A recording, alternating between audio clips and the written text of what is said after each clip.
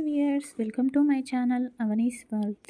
శ్రీ పరాభవ నామ సంవత్సరం ఉత్తరాయణం గ్రీష్మ ఋతువు నిజజ్యేష్ఠ మాసం శనివారం. ఈరోజు చతుర్థి ధనిష్ట నక్షత్రం. ధనిష్ట నక్షత్రానికి అధిపతులు అష్టవసువుల్లో అయి ఉంటారు. అష్టవసువుల్లో ఒకరి పుత్రుడే బుధుడు. బుధుడికి ప్రజ్ఞకు అధిపతి, మనలోని తెలివికి అధిపతి. ఈరోజు ఓం ప్రజ్ఞాయే నమః అనే నామాన్ని జపించడం వలన ప్రకృతి మాత అనుగ్రహంతో మనలోని కన్ఫ్యూజన్ స్టేటస్ పోయి క్లియర్ డెసిషన్స్, స్పష్టమైన ఆలోచనలు తీసుకుంటాము. ఓం ప్రజ్ఞాయై నమః, ఓం ప్రజ్ఞాయై నమః, ఓం ప్రజ్ఞాయై నమః. ఇక ఈరోజు మన సంప్రదాయం, ప్రతినిత్యము అందరూ దేవుడి దగ్గరికి గుడికి వెళ్తూ ఉంటారు.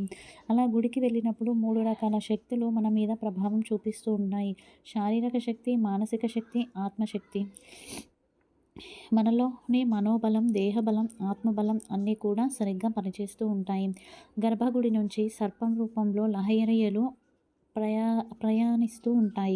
అది 30 డిగ్రీల్లో వస్తూ ఉంటాయి. అందుకే నేరుగా 180 డిగ్రీలలో డైరెక్ట్గా గర్భగుడిలోని మూల విరాట్కు ఎదురుగా నిల్చోకూడదు. దేవుడికి అటువైపుగా కానీ ఇటువైపుగా కానీ నిలుచొని నమస్కారం చేయాలి. పురుషులు సాష్టాంగ నమస్కారం చేయాలి. అలాగే స్త్రీలు మోకాళ్ళపై కూర్చొని వంగి నమస్కారం చేయాలి.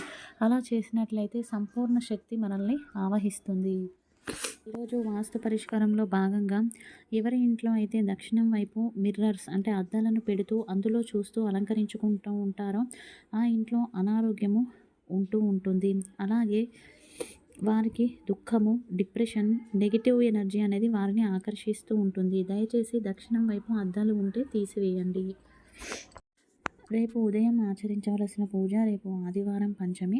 ఎవరి జాతకంలో అయితే రాహుకేతు గ్రహ దోషాలు ఉన్నాయో వారు మినప్పిండితో చేసిన 2 ప్రమిదల్లో దీపారాధన చేయండి విష్ణు భగవానుని ముందు. అలా చేయడం వలన రాహుకేతు దోషాలు తొలగి ఇంట్లో ప్రశాంతత నెలకొంటుంది. ఈరోజు సాయంత్రం ఆంజనేయ స్వామి ముందు నెయ్యితో దీపారాధన చేసి హనుమాన్ చాలీసా కానీ, హనుమాన్ దండకం కానీ, హనుమాన్ కవచం కానీ పారాయణ చేయాలి.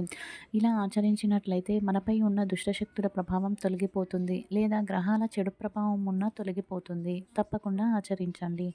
ఇది ఈరోజు video. Thank you for watching.